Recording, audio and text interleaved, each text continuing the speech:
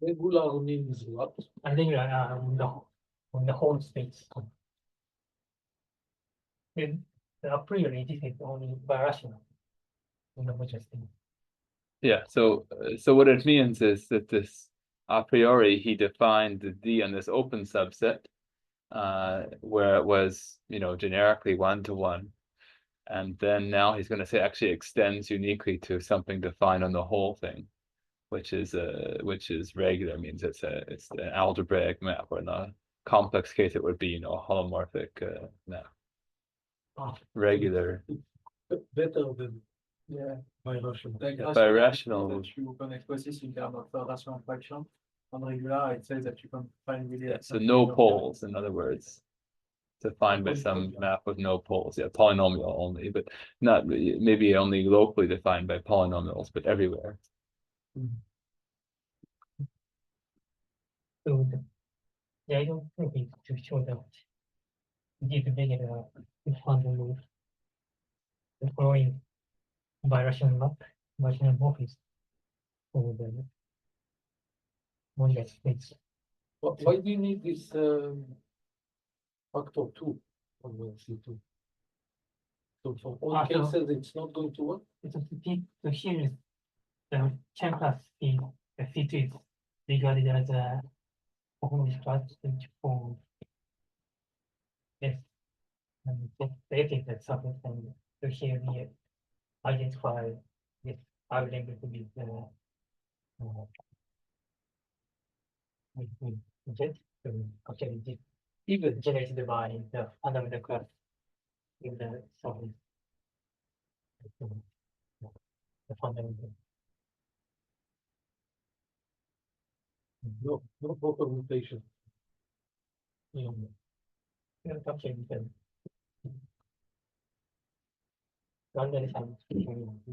identify. I thought fundamental class was the top homology, not the top cohomology. Okay, and Yeah, is there a restriction? Or I think is it's it, quite actually we didn't change it about some crash.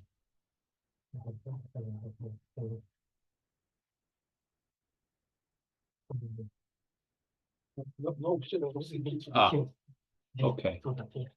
So the dual to the Okay, so C2 can be odd, and then it's not regular. Or C2 cannot be odd. Yeah, in both cases, yeah. But can C2 be odd? Yeah, it Can be odd, Yeah. and then it's just not regular. Yeah. yeah. But maybe it's regular, yeah. It's all. So we'll have poles or whatever if it's in that case. Okay, we can take more information. There's, I guess, two different problems that can occur. So if you were on a smooth reality, and you had a rational map, the only thing that could go wrong is it could have poles along the hypersurface. But because this is singular, we could also have inability to extend it to the singularity. It's another issue that could arise. Although if it's a normal, in the singular, if this is coordinate at least 2, then it has to extend. Hard talks. So I guess this is normal in this case, right? So that's not the issue.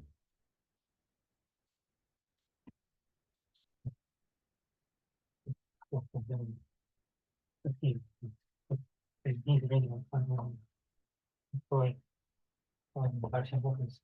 module space to the module space of new solution.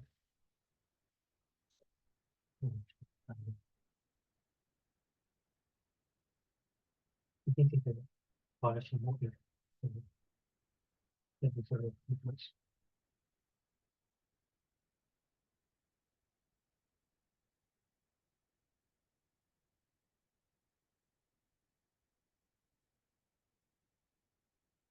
the one when I talked about the new stability model. So the big module space. The big space is the module space of new stable sheets, and which is also called the Duality module space or Duality compactification.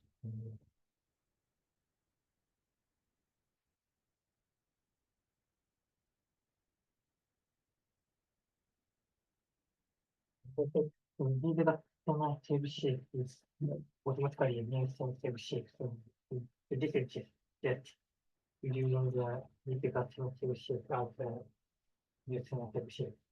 So this is a variation morphism. This is always a variation morphism. And if this is divisory, the inversion becomes regular. And the converter is indeed regular. Morphism is divisory. So the idea is to push the theorem to show this equivalence. Why should this be true? Any reason why you would expect that to be true? Actually, basically,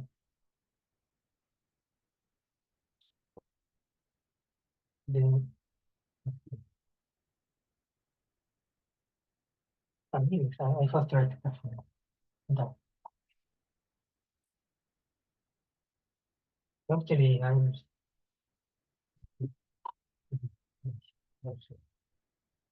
basically we want to say that it equals to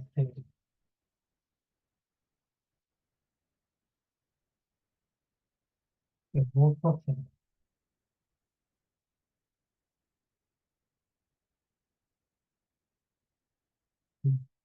So that is function. Actually, we have the following diagram.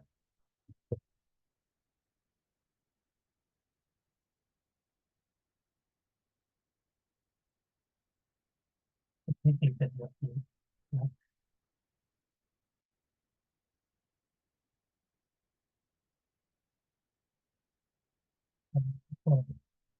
by this module space, a certain module space of which has semi-stable objects.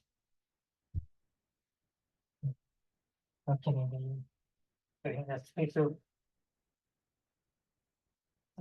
regular expression, and next we can take some two-dimensional slides and the wall on plane.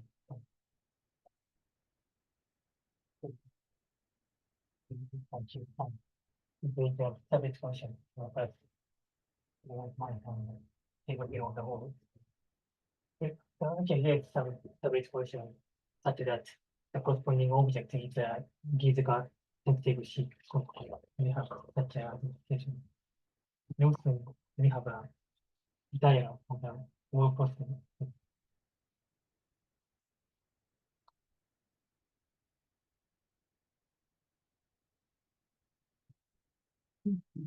Oh, I'll go and get mine. You can continue. I need to get a cup.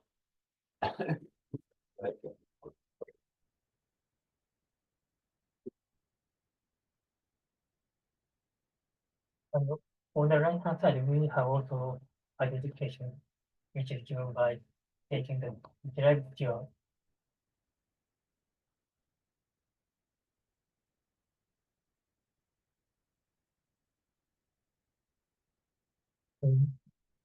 Details with the thing. So basically, this GeoGebra is identified with the wall processing of these module spaces of regions and table objects.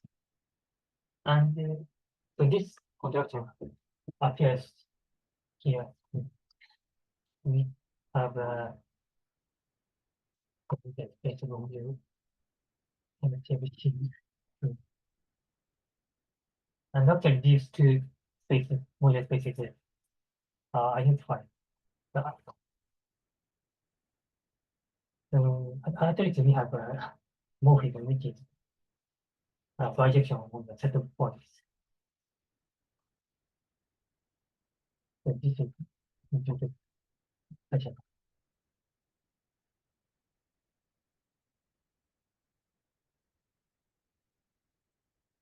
so basically, this construction is identified with this map from the one chamber to the seven on the wall. So just in terms of the sample charge of the stability condition, what you are doing is you are like moving the contribution of C2 in the sample charge to get it for 0. So okay, in the how it contributes for that. So no, it's just like how to like define. So I think assume that like one stability condition is just like the Brillouin stability condition, which like approximate Gieseker. And so the other one, so it's just that you flip like the contribution Yeah. of C2. So Yes, so the chamber which with Gieseker chamber is corresponds to the Gieseker stability. Yeah. Gieseker stability. And we have also, I don't know the how to characterize this also. If there exists a word here such that the corresponding modulus space, the same model is happens to memory to this the model space. So actually, these linear conditions correspond to the condition that this is divisorial. This is relatively.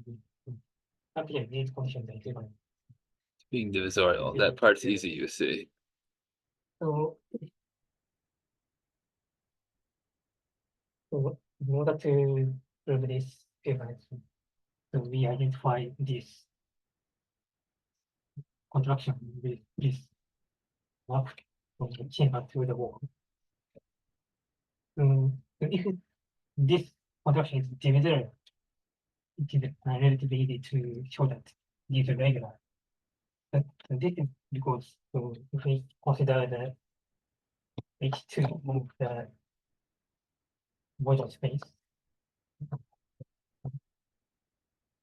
it contains a part of the divisor. Mm-hmm.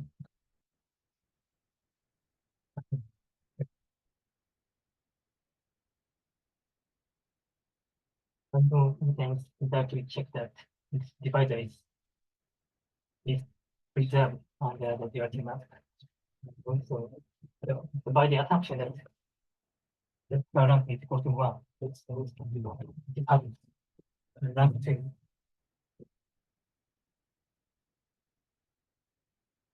Is it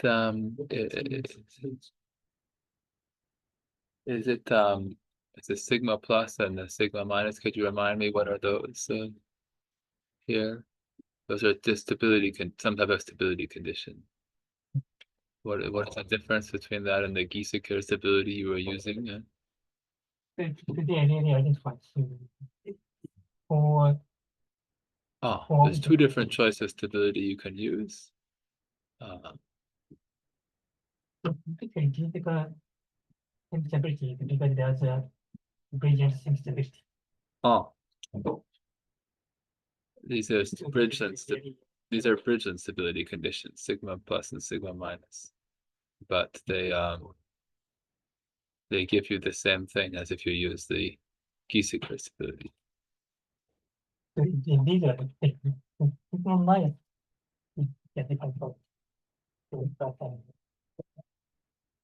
Actually, they are I thought it was the abstract variety. That's abstract varieties, they're isomorphic, yeah. Divisorial. They also account as a variety over this variety of the work. Oh, right, okay.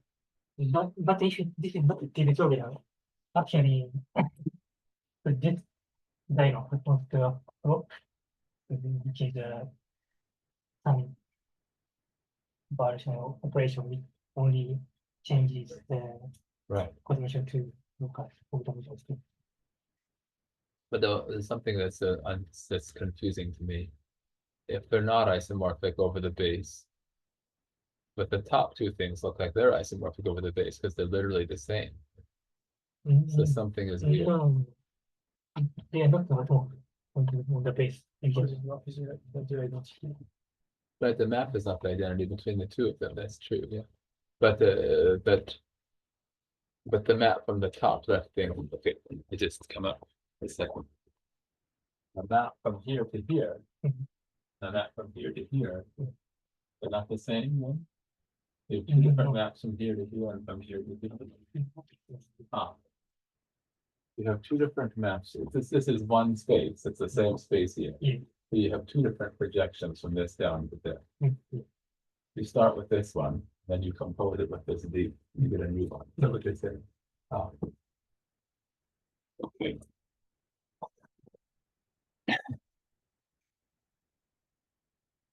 H. Basically, so this equivalence can be shown by showing that this is a group, or the other one, this is not isomorphic concept.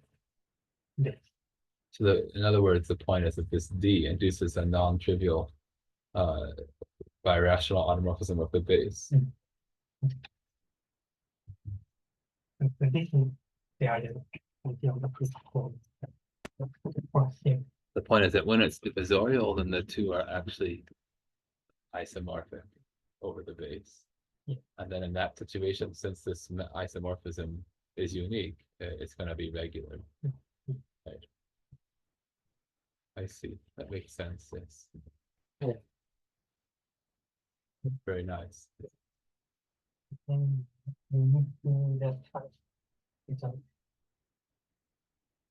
other words, it's obvious that in order to have a regular isomorphism, then that means that the two different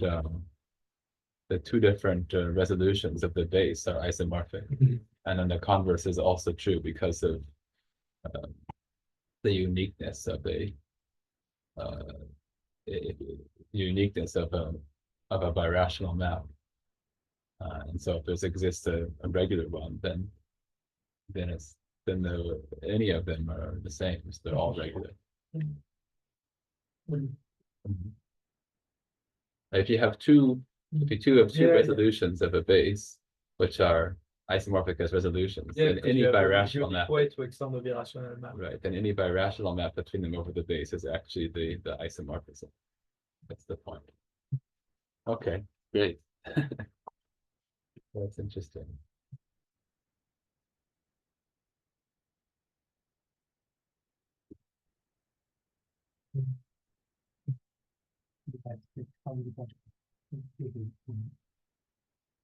In other words, if you have a tool, if you have two different or the same, whatever, resolutions of something, and you want to check whether a birational map extends to an isomorphism, it's equivalent once you have the commutative diagram of showing that the two induced resolutions are isomorphic resolutions.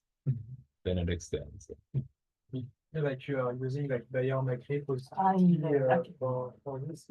Actually, it's showing that this is a hope is not really some using some environmental stuff to. Okay. Why do you need to show it's a flop? Because this is hope is equivalent to the condition that they are not as much common that over the base. Oh, I see. I see. So you have to show that if it's not divisorial, it could a priori still be that actually they are isomorphic over the base. You need to prove it's a flop to show that they're not. Is that what you're saying? Yeah, showing hope is not so good. I see. If you don't know that it's a flop, then a priori this could be an isomorphism, I guess. You just said you don't know anything about it. Yeah. Weird.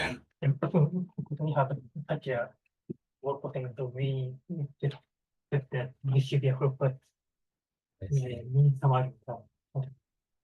In order to have the control over saying that they're isomorphic, if and only if it's divisorial, you just don't flop.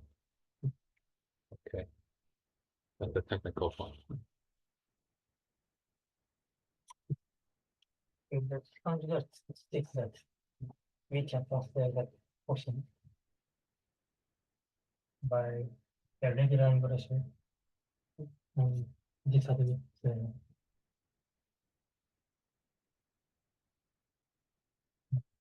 partial resolution until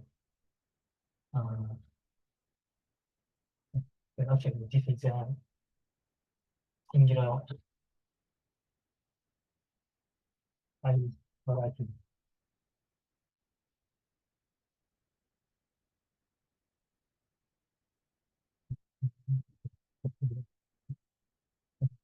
Partial resolution.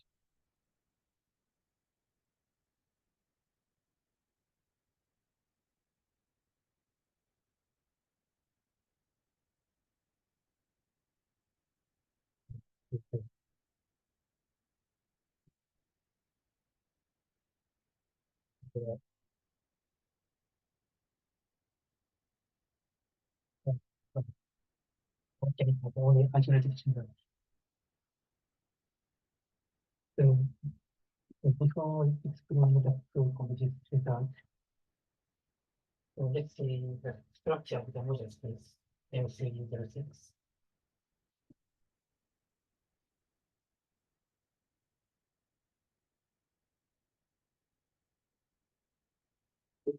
HS, the holomorphic symplectic, what Irreducible homomorphic symplectic. And this is called irreducible because this is a kind of irreducible factor, as I mentioned in the Bove form decomposition.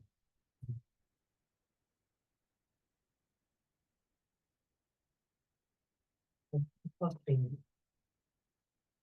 this model space, and with the decomposition to the new state of the state complement. In fact, this complement is the same as the it's the divisor of the contraction that I was here. As I said, this is irregular, the inversion is irregular to the section of the divisor into the divisor. And then we also have the following factor.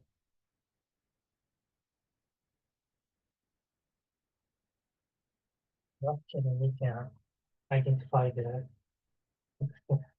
robots for the information of this. So we have the irreducible component of the and also isolated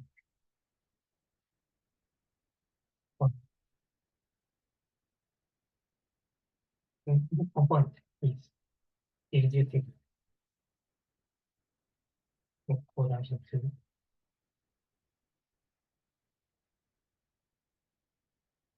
and these isolated points are on the smooth part of the model. Part of the new stable part. Which is smooth.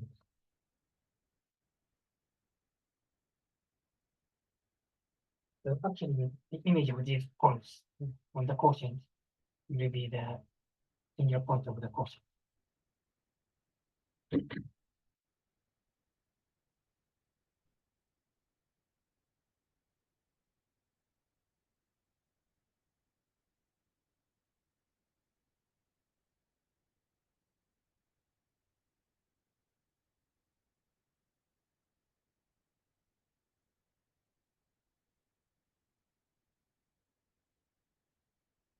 This divisor also has a certification, of course. So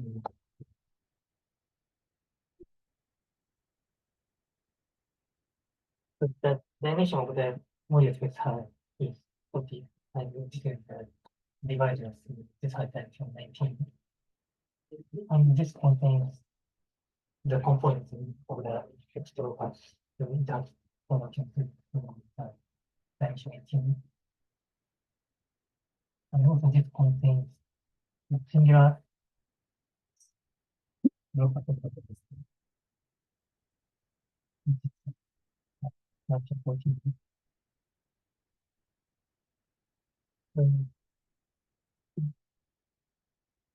Typically, this model space has symplectic similarity and it has a classification by most symplectic manifolds. And so in this case, we have the following classification by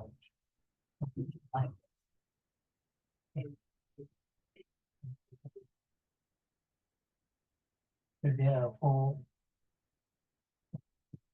parts.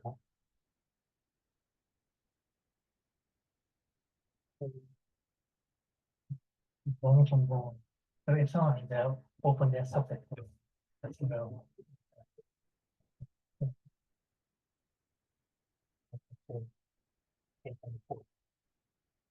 and there is the trivial zero.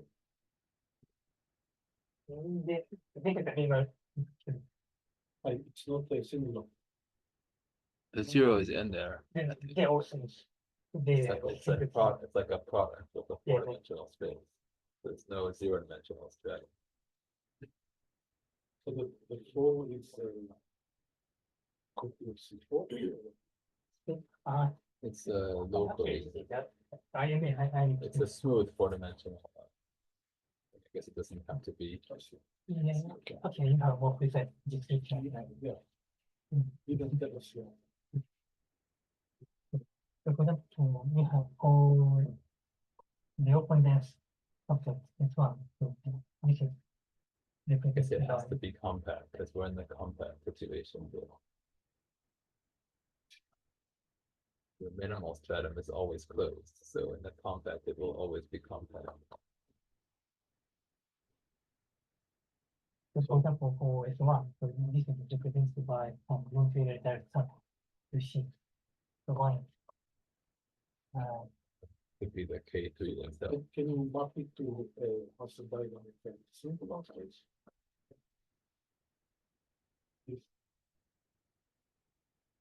I mean, this is a singular space, this M306, it's just that it's compact. So this minimal stratum, I guess it's probably like the original K3 or something like that. You're gonna tell us, right? But yeah, I mean, you have a Hasse diagram. With slices, so slices could be something. Oh, yes, sure. For sure. So for this third one, yeah, this is represented by direct sum. Either C for the 2 points, down to C.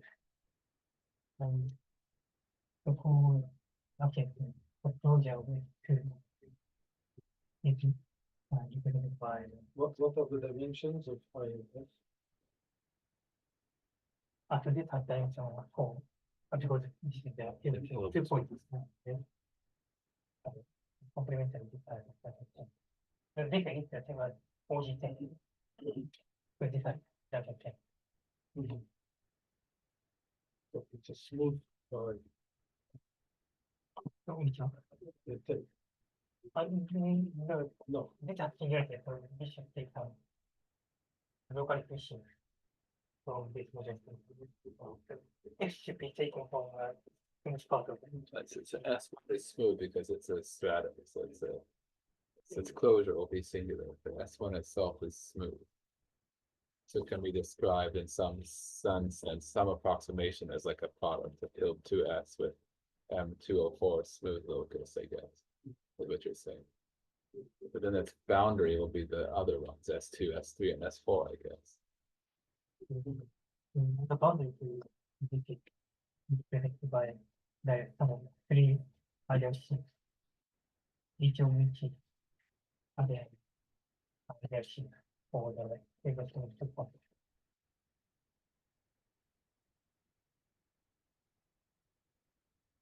And if 2 of them are the same, then this is the photo of the order other 6 are somewhere, then this is the photo, the smallest.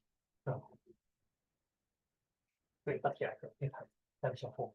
But this is just I think the 2 points.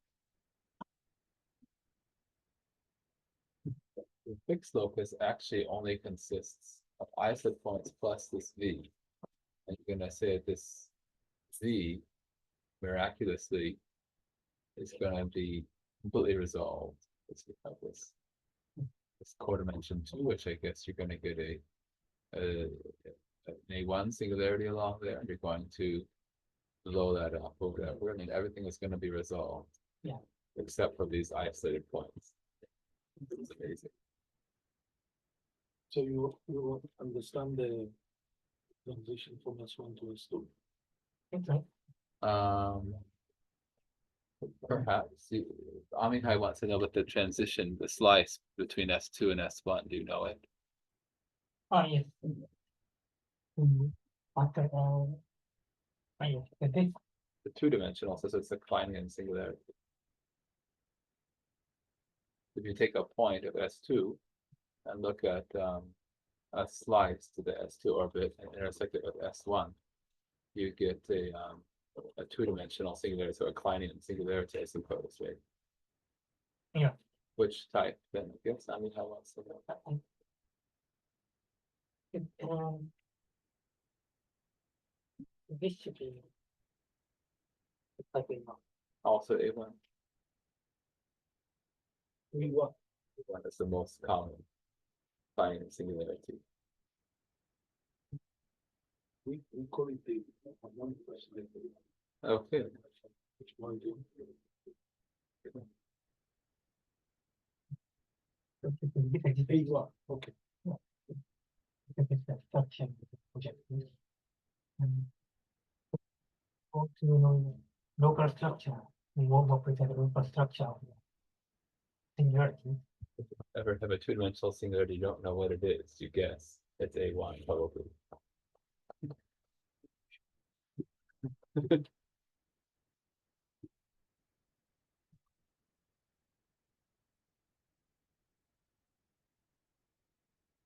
Okay. Exactly. Yes, go ahead, it's okay. So here, structurally, you just need the local structure around the or singular point. With this included there is some three copies of variation.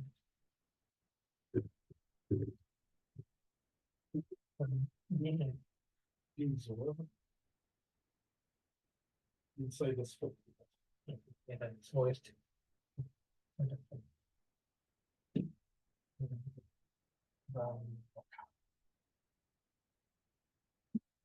The local structure modeled by Yamagishi variety.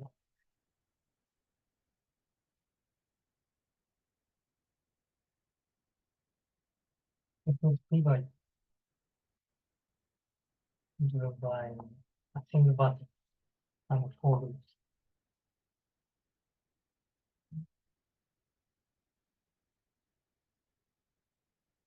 Here we assign a dimensional perspective. So this is explaining that multiplicity of the this kind of path. So from this figure and the subspace we can consider the figure variety, which is pointed by the point reduction.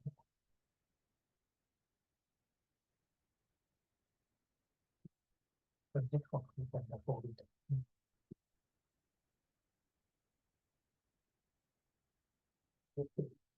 Up from the space of matrices by conjugation. So the loops,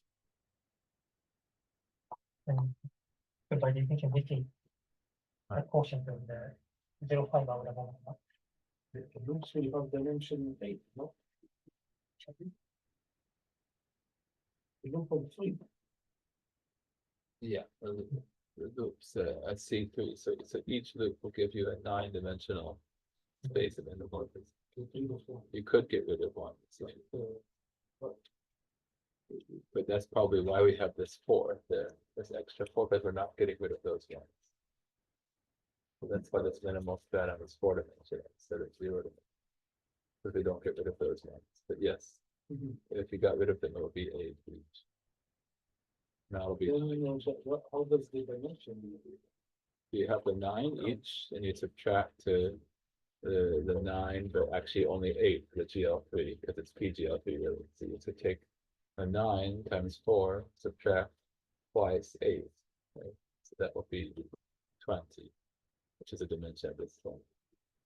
But then the minimum shadow will have dimension 4. So if we got rid of those, it'd be 16 only. This one was said to be dimension. Yeah, the minimum strata is 4. That's because we're not getting rid of these traces. Yes. Yeah.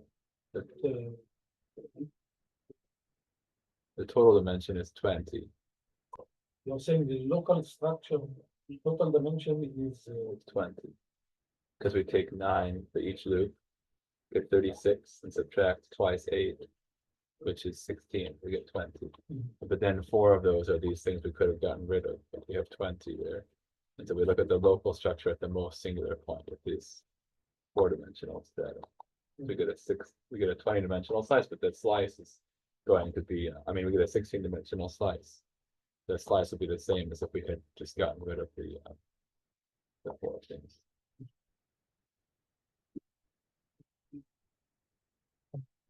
it's not nothing. It's actually even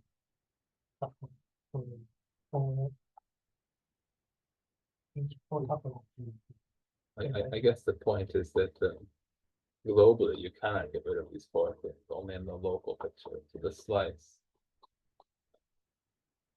So locally, along a stratum, you're a product of the stratum direction and the slice direction, but it doesn't have to be a global product. That's why we can't just reduce the whole thing to a 16-dimensional. But locally, of course, at any point of the stratum, you couldn't do that. You just take you just go to the past the slice, in other words.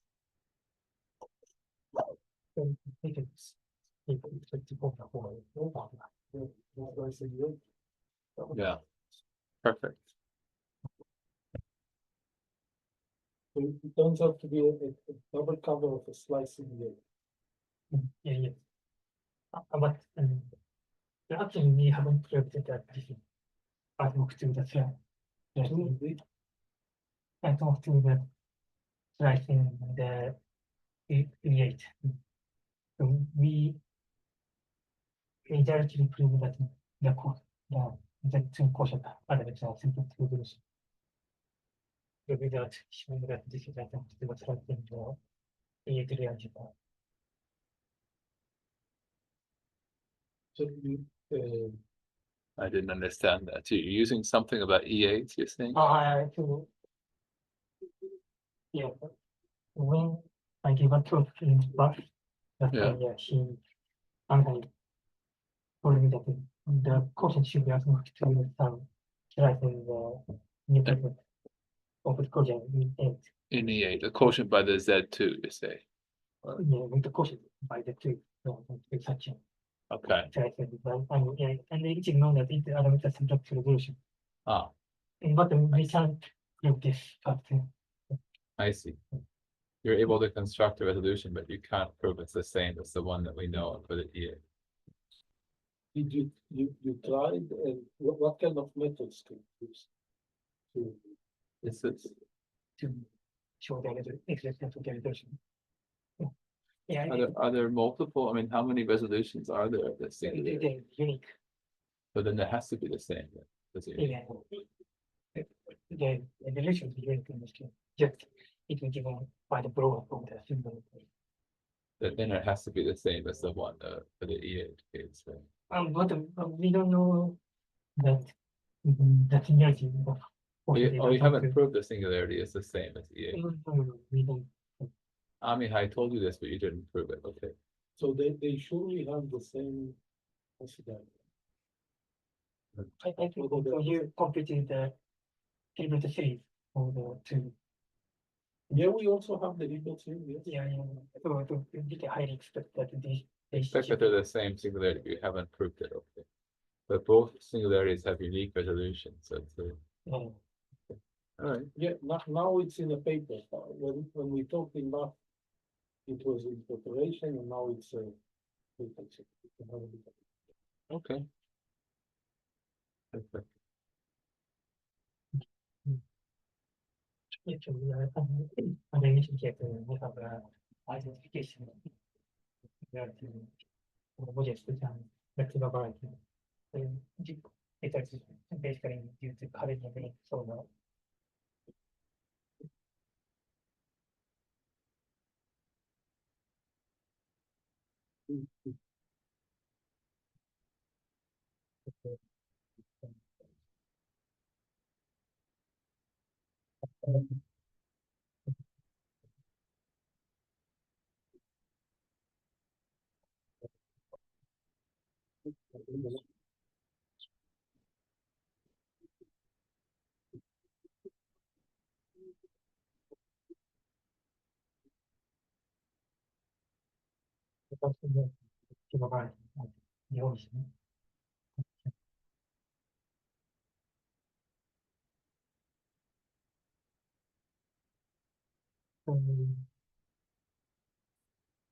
so this will be the 3-1.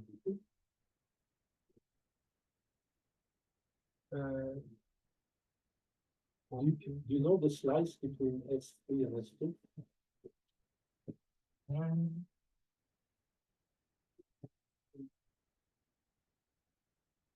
think the slice of S4 S3 the same as the quotient of in 8 by integrate. Right. See, okay, so we could think of it as the irreducible part of symmetric theory of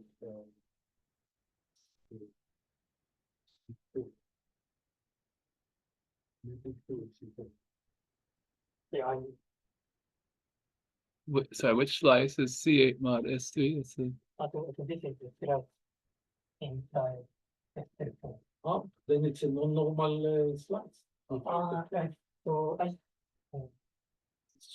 Yeah. can shift the not normal. So It's not normal. Does it have an SP symmetry of around 2? yeah, they have other SP quotient. Yes. But not normal. It's not normal. It's just 30, not normal. between S2 and S3, you say. What's this S3 action on C8? It's a symmetric 3 of C4, Oh, and you take away the load. okay, but that's the slice to S2, you're saying, From S4 to S2. from S4 to S2, I see. Oh, So I the- see, okay, from S4 to S2, and so then inside of there, you're saying this S3 is not normal. So it's similar to the G2 diagram, the low line Hmm, yeah, will be not normal. yeah, I believe that, yeah. Go, so S3 closure is not normal there. No. I guess, So I take it back. So between S4 and S3, it's not normal. right, that's what you were saying, yeah. So probably, the S3 was saying that the S3 closure itself is not normal. I guess, Yeah, can you see that it's not normal? That it's not closed? Yeah, I think we can identify the stop in this third point at 2 to 4. In that sense, to this one. So I mean, for the can check the similar possibility where they are. But it will not. but anyway, anyway, locally along S4, it's a product, so. So, I guess that, as S3 closure is locally a product along the S4 direction. So it's saying that it's not normal is equivalent, since it's a local property, it's equivalent to saying that the slice, the S4 is not normal. You see? So the S3 closure isn't normal.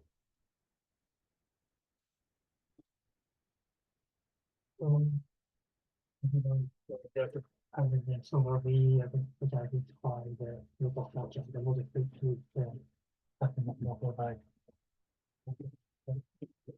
Exactly. Actually, we can also identify the action in the previous joint. So the other note here is contained in the text row as the duality action on the here. So we should have some corresponding action in the action. Actually, we can show the following.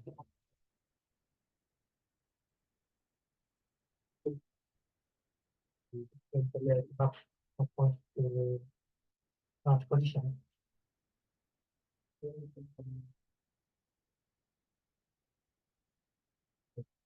Okay. More precisely, This option one stop. 95. Yeah, number of The prime or device. That's simultaneous transposition for the matrix. So one question there. So the pre-working use, I think, dimensional space, and they're only considering 14. What's in the So we're out of six. The dimensional space. Here we go that. Now this was 70.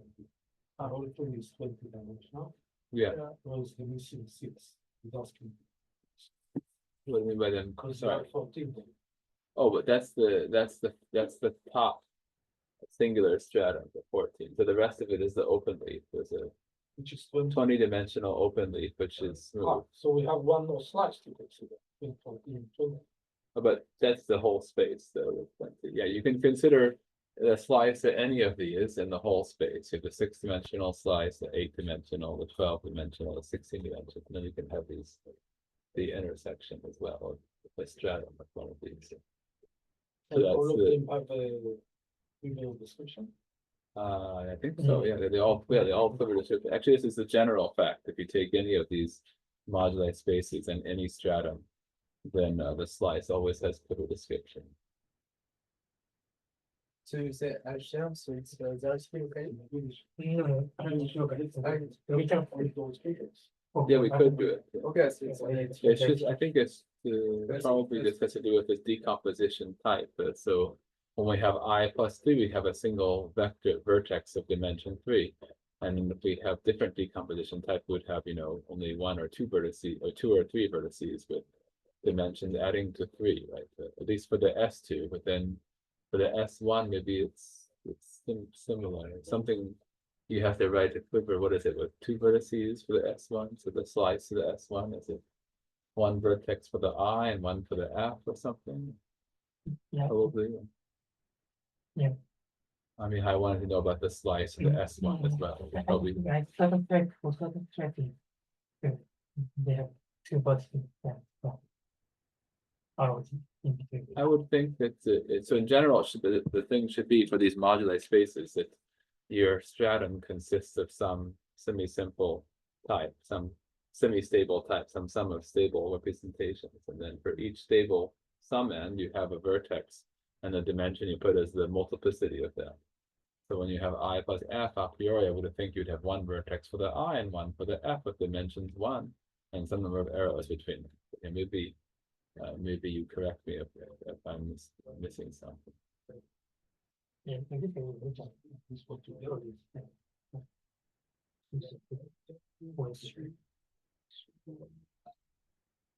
So if we write on the Hassen diagram for this one, it will be actually S0 as the default. It's and S1, S2, and S4 is the default.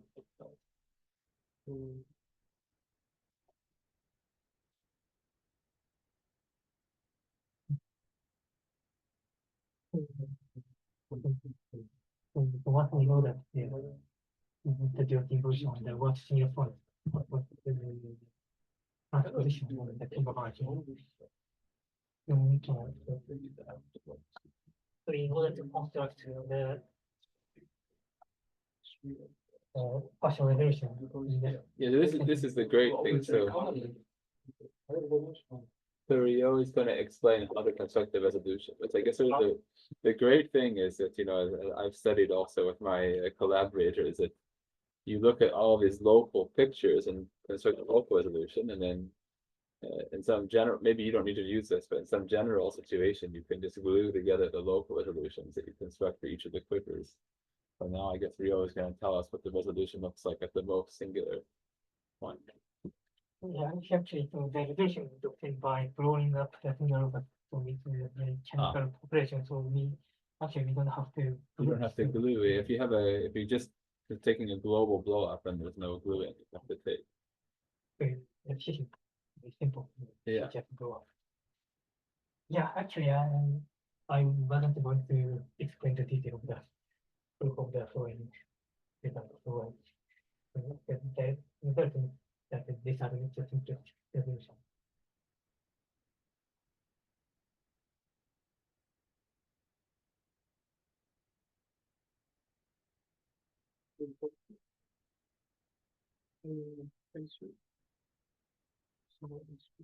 Mhm.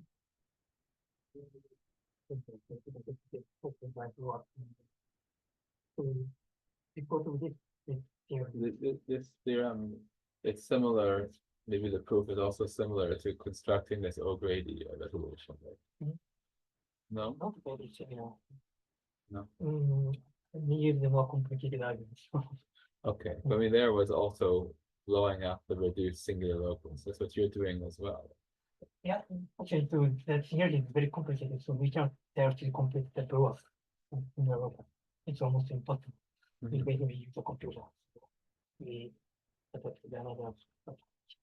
Oh, you didn't use blow up. Yeah, actually, yeah, we use the blow up, but that theoretically, we actually didn't compute. Didn't compute the blow up. So you don't prove directly that the blow up is through. Instead, you prove something else. Yeah, I don't know. You know if there exists a blow up, and then how do you prove? Yeah, so firstly, we use that the blow up gives a two-factorial summarization. Ah, then you prove that any Q factorial optimization is smooth. Yeah.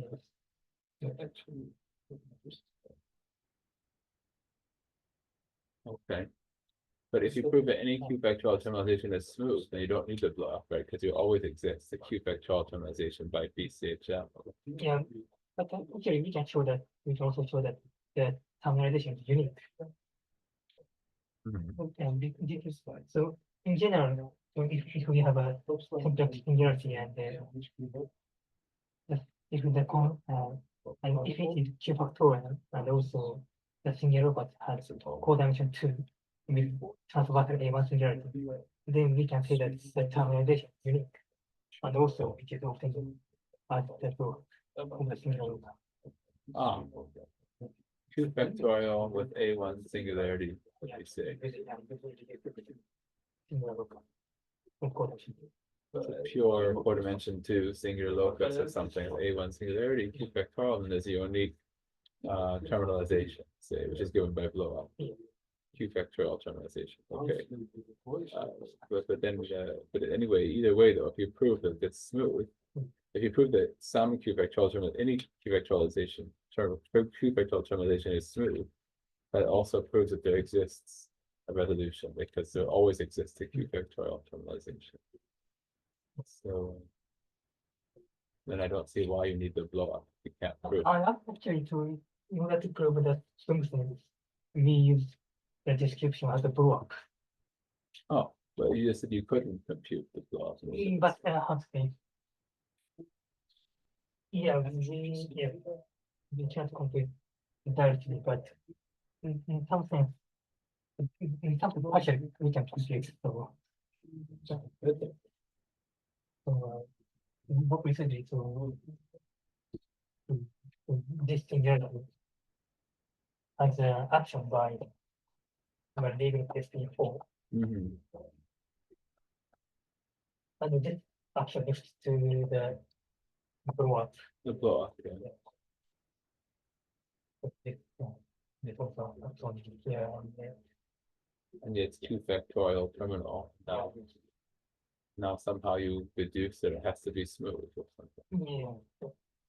We have a Q factorial terminal thing with an SP4 action. Yeah. It has to be smooth. No. Yeah. Okay. The first very different about. Oh, okay. But it's not computational somehow theoretical, but using that as a blow up. In some way, we need some information on the coordinate ring of this variety, which can be taken from some earlier result. Okay. Yeah, it's difficult. Or maybe we'll learn more about that another time then.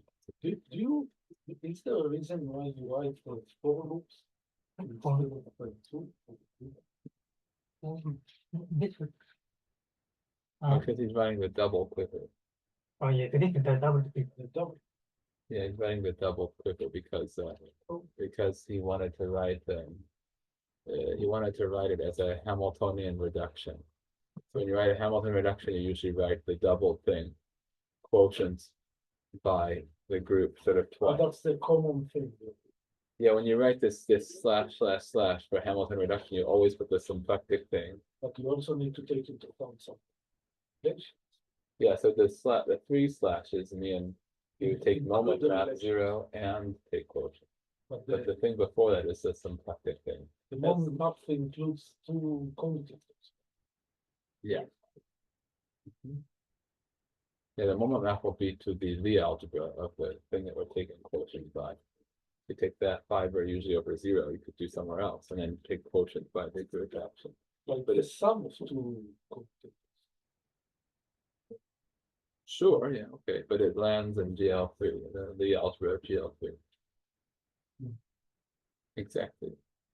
But so, I mean, in general, So that is already included, right? So, because when you say for loops, how can you tell that the moment map is a sum of two commutations? It's already understood, but this is well, in this case, of course, it's understood, but in general, you would, if you had a symplectic space, which wasn't necessarily a cotangent bundle or whatever, you would have a group action, you have to specify the moment map. You need to specify precisely. Yeah, and it's not always, uniquely determined this moment map, but to specify. An additional data. Yeah, exactly. So for a general symplectic thing, it doesn't have to be cotangent bundle, you can take this quotient construction, but you do have to specify the moment map. If it's a cotangent bundle, of course, then there's a canonical moment map. As you know. Okay. So I don't know why, but if you want, I don't know of a notation in mathematics for the Hamilton reduction of the cotangent bundle using the canonical moment map with only writing half of the loops. I don't know the notation for this. So can we write the Hasse diagram, the full one, with all 5 loops? It's just a line, right? You have the S4, S3, S2, S1, and the open loop. So you have A3, A1, B2, I want to know all the successive and ones. M2. Right? Okay, the quotient near this becomes the singular local. One more included is added in the quotient. So And the A1, quotient, B2. So let's see if I can do yeah, and if you want to take the quotient, then we have one more leap. So Like before and after the quotient. That's it too. with a shock reduction. I put it here not to disturb the. What you need is to automatically double the chalk. Then the cleaner will take a quick. A3.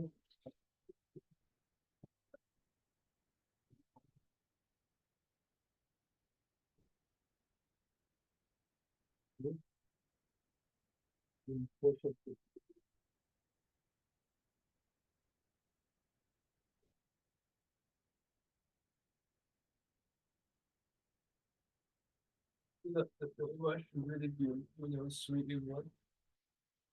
Yeah? No, yeah. How do you know this? So one thing I'm wondering is this like this action, the D Also here, gives you this stratification? How do you know this is the Hasse diagram? Because now I think from the algorithm, your algorithm should produce this. Yes. yeah, the left part can be produced. So you start. Yeah, the left with one, the- before you take quotient, yes. You start with the before quiver taking of A2, Hmm, and then you apply this algorithm. your reduction, and it should produce the set. I guess it will Test. before taking quotient, but how do you know Yeah. what it is after you take quotient? when you taking the concept this is that two action. We suspect it is split to this A1, I mean, it's already told us the dimensions. Right. And I mean, if there is a SP of rank 2, symmetry, and it's almost, that's it. So here we are using the result by Kostan Wilinski.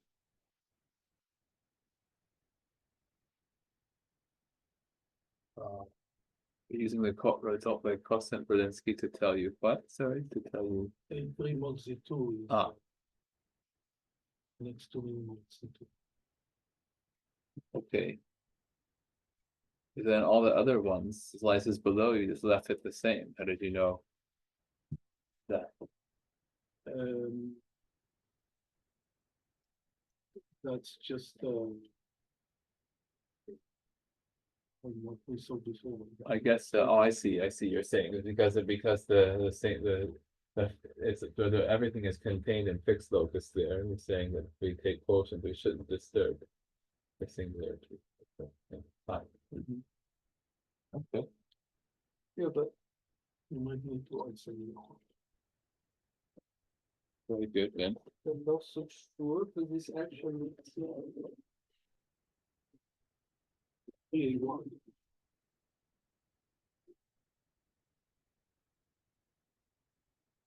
So what he's saying is that the S1 is also not common.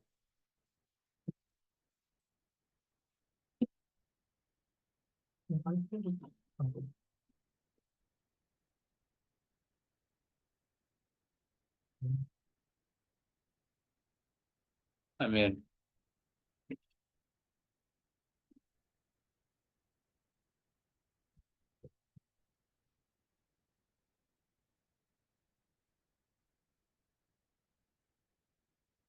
So last question on actually this D.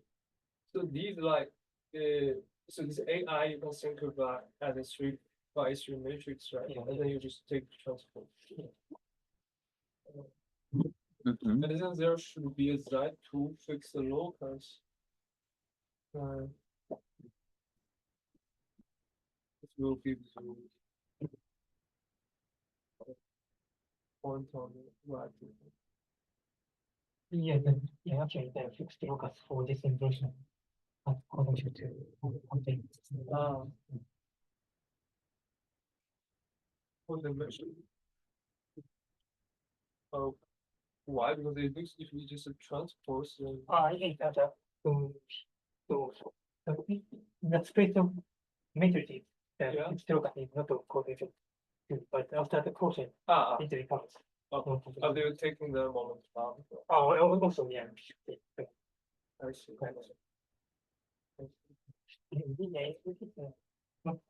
Oh, yeah, we should compute. I see. Yeah. Yeah, this way, yeah. What I wanted to. Now, another question I have is this the numbers 3 and 6. How can I map the numbers 3 and 6 to the data? In this case, we just export from the field to it actually the same as 102. Just the symplectic is just 3 times more. So 3 is this the label of the node 3, but you wrote C3. But it's fun. So you wrote C3 there in the quiver. Oh, yeah, this one. Yeah. Is this the 3? This is the multiplicity of the result. Okay, but can you also take it to be the 3 up there, M306? So this thing makes it just 3 times. 3 times of in 102. This corresponds to the involution report. Mhm. HC, which is the Algebra report. Right. Yes, this makes sense. Yeah. And okay, the number 4 in divide that as x to 1. Yes.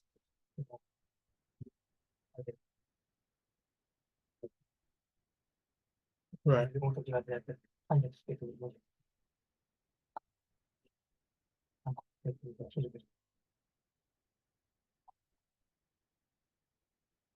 Yeah. Potential.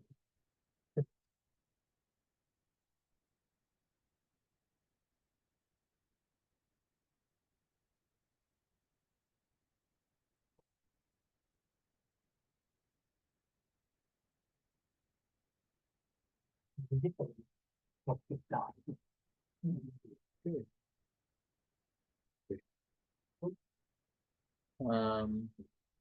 Is that it, you said?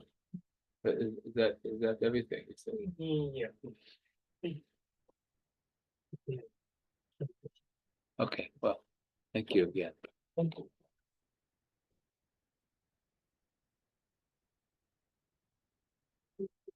That the slice between 18 and 14. At the bit the rights here in the even after the course before the course After. after the course the criteria the zero B2 as a B2. So, okay, so he also confused this. Hmm, So, that's not quite. The situation is not quite so simple as I was saying. So for that first slice, the A3 one, this one becomes a B2 after we take the quotient. But for all the other ones below, A1, nothing happens. both of them. So A3 becomes A1. Right, exactly. Well, A1 we can understand because that's just where in the smooth locus before we have this A1 singularity we're producing by taking this quotient. So it's clear that we have to have an A1 at the top. Okay. What's not as clear to me is that the first slice we had before is A3. Then, as you say, turns into an A1 and B2. But I guess what should be clear is that everything below doesn't change because everything below is already contained in this fixed locus speed. So I guess nothing is happening to that. So yeah, what is clear is that this A3 has to become A1 something. Now you tell me it's a B2. Yeah. Leo says also it's a B2. And we need also to understand this, so the claim is that 3A1 now, 3A1 is not normal. Right. I guess that's So- true, yeah. So this 14, is it normal or not? The closure. The general contour is the equivalent to 204. Well, the 14 closure, I guess, cannot be normal, again, for the same reason as before. It's not everywhere a product, but if you take the boundary point of the 14, which is in the S2, in the 12-dimensional stratum, then locally near there, it's a product of something. But do you see that there are 3 union of 1 chord?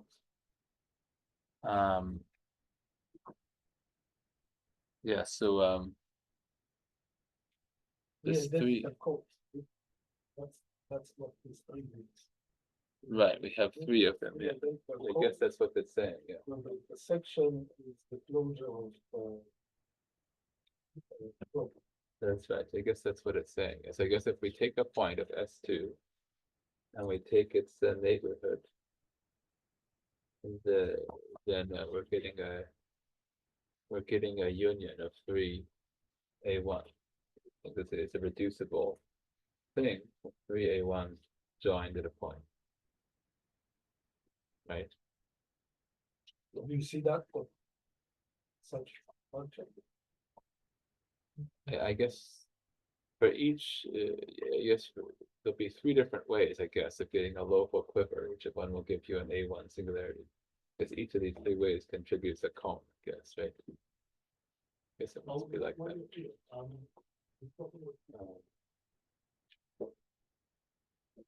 It's a little bit mysterious, but probably if you work it out carefully, it follows. In other words, we can take this local quiver for the slice to S2, which is this 8-dimensional thing. And now we can try to look at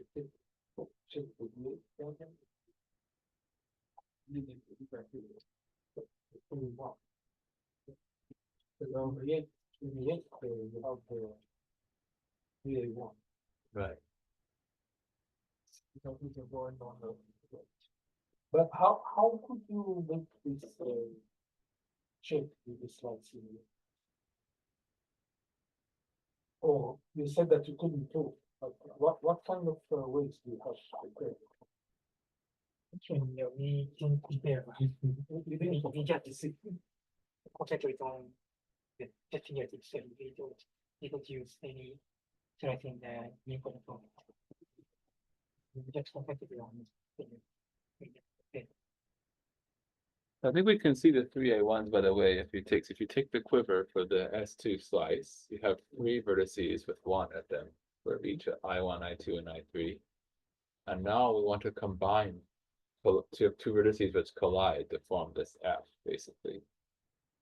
I think you can think of it this way. Mhm. And there's 3 different ways to do it, I guess, 3 different choices of which 2 to collide. I guess so. It's probably like that. And for each of those, we get a Yeah, because you pick 2 out of 3 and you make them incident.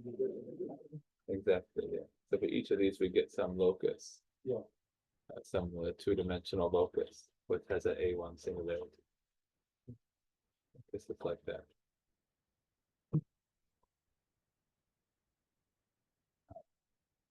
Probably can be more explicit. It's probably saying that we're looking at so we start out with the origin consists of just the representations that decompose as 1 plus 1 plus 1, and then this 2-dimensional locus will consist of things that will have a 2-dimensional plus a 1-dimensional. There's 3 different ways to have it. Be like that.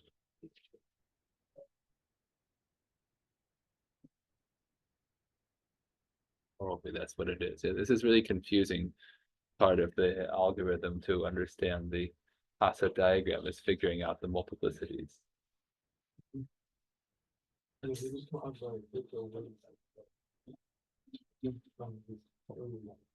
Yeah, it's really weird because you get this local quiver, and then the local quiver, everything would be fine. You have a nice stratification, but then the strata you had and the original thing can break up into into something reducible on this local quiver. So you have to identify that.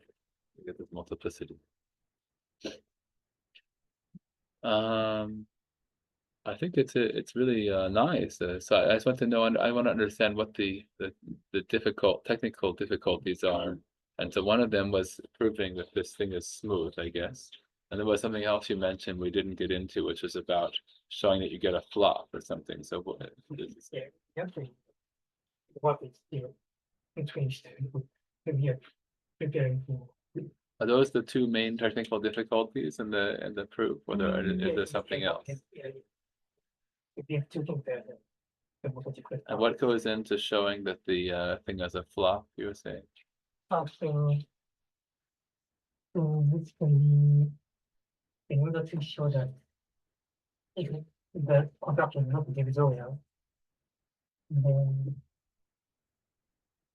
the more constant is not the more constant is not.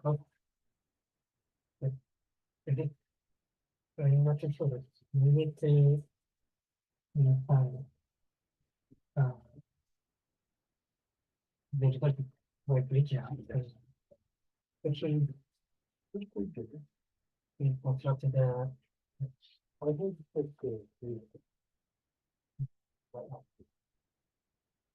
that literally the containing a moduli space and has some files. Actually, we can associate it to some random function and probably go on. So we should keep track of the behavior and work on some. Yeah, I think something. It means, yeah, I think one.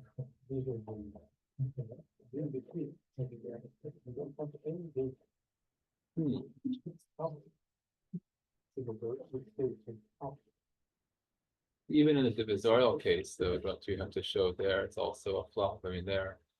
In the developed case, it's not the whole. They're just All right. at all with over the. Right. But don't you have to show something to deduce that?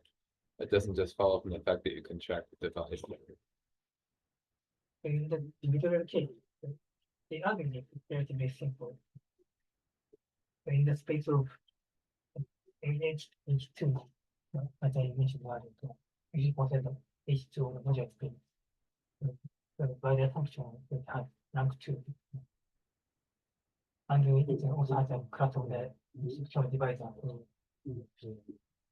So the shape of the space is all. We have also class of the divisor.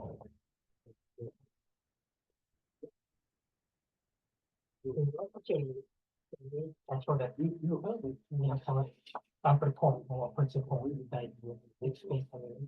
We can show that this is preserved under this is adopted on by the duality one. Actually, we can show that this is identity preserved upper stuff. Which means that the involution on the module it's regular. So in general, it can happen that the upper point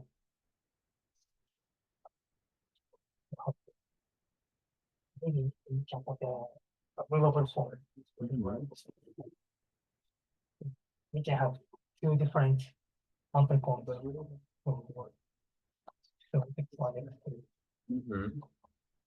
it can happen that the duality swaps the two cones. Right, In which case, this corresponds to the whole. right. Actually, in our case, if the contraction is invariant, this can't happen. We can show that this has to happen. This kind of reason. I mean, I guess it would follow if you knew that the divisorial contraction was somehow generic. So it was like it was generic in a boundary hyperplane of the movable cone or something like this. But if it's not generic, then it could be touching several different chambers that have a divisorial contraction, right? So how do you roll this out? Is this bottom thing that you contract, the divisorial contraction, does that contraction correspond to something generic in the boundary of movable cone? Or how do you conclude that they're isomorphic just because it's a divisorial contraction? So in general, we have a variation map.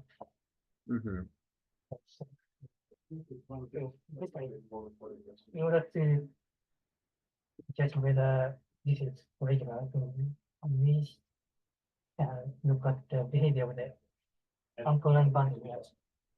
Right. Yeah. So if we have a line band of there, we can compare the product. You can pull it back, yeah.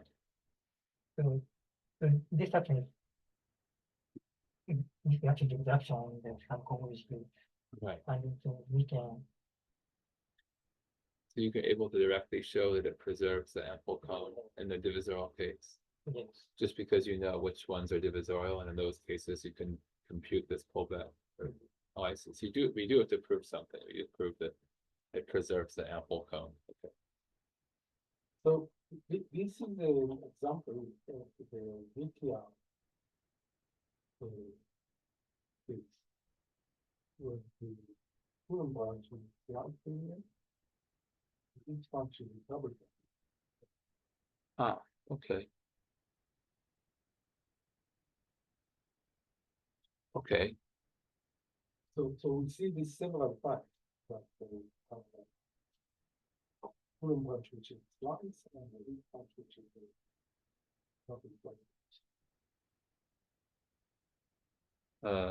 The Coulomb branch is a slice, you say, and the Higgs branch is a Precisely a slightly, which is following this loosely well, one of them is a slice in the whole thing, and the other one is a orbit closure, or you're doing a slice to one orbit and another here. It's the double cover. So the quiver itself will be A3, and if we add this extra differentiation that we're talking about, then we get precisely the slice. Okay, for the coolant branch, No, too much will give you the slice. right? The heat sponge will give you a double cover. The slicing rate, which will addition at the discrete fraction, then you get the slicing. So here we have this, so this operation that we have, talking with one, does not have a natural Weaver description. Something that we add in addition. And I don't know how to translate. Okay, So in this case, we have this extra from the part. yeah. The precise interaction. In order to get most of the time we don't. Okay, but I thought Mitya was mostly talking about a slice to an orbit in the whole cone, and then an orbit closure on the opposite side. Yeah, but in this case, it's not in the whole cone, it's And that's one something cone. small. And then you can still do what Mitya is saying for slice, like one orbit and another, and then the dual orbits, except that now on one side, you have to take double cover. in both cases. In most cases that we know, it's the double cover that we take on the field. On the Higgs branch, you take the double cover, and coolant branch, you don't have to take. All right. But that doesn't have to, because we might find. It just means that if you don't take this double cover, then if you want to take a S duality, or I don't know what you want to call it, symplectic duality or whatever, that's more complicated. Yeah, we just have to understand it better. Yeah. All right. Anything else? Sorry, what's the italic M on the left? Or on the right? The italic in right. Sorry. Yeah. The right and the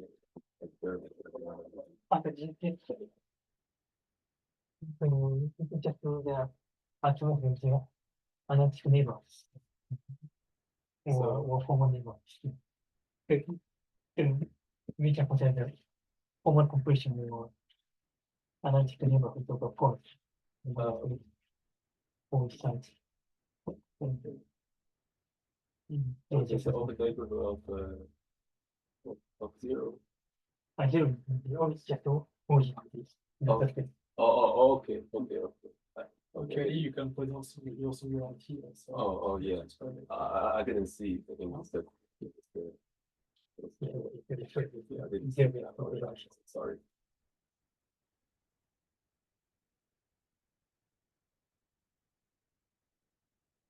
Okay, other questions?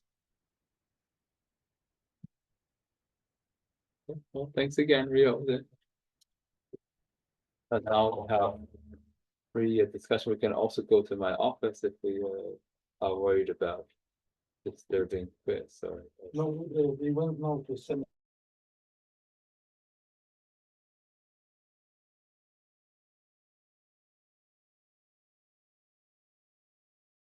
Uh, 6. 6 o'clock, okay. All right. Perfect.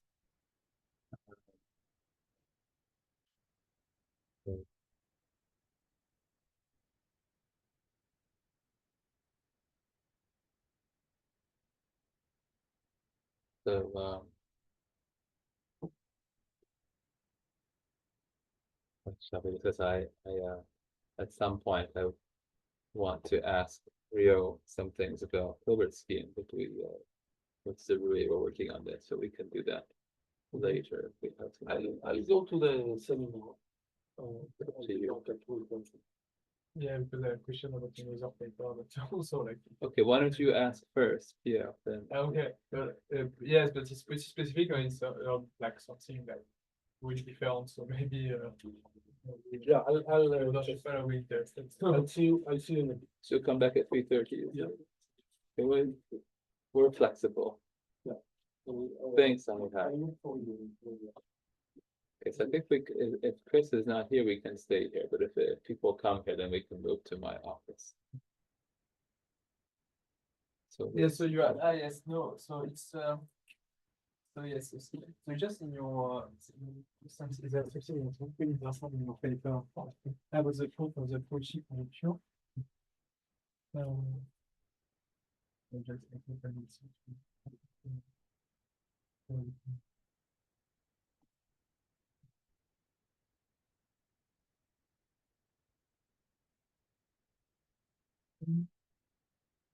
yes, okay. So it's where you prove that the fact that when you cross a wall, it includes like some elementary verification. I want to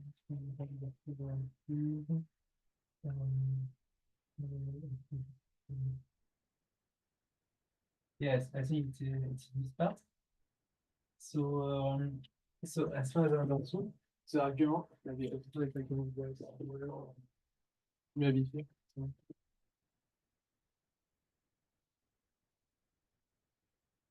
So you have a situation where you have like this one crossing with like between like theta 0, theta minus, and theta plus. And I think yes, you are. It's like in this situation,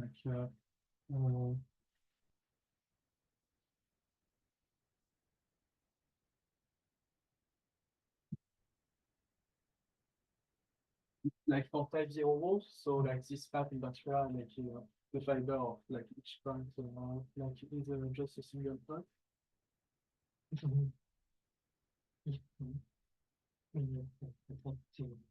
Like yes, it's, I think your argument is for type 0, and you say that if you take so you take like some object like object like here or like F, which is like theta plus 7.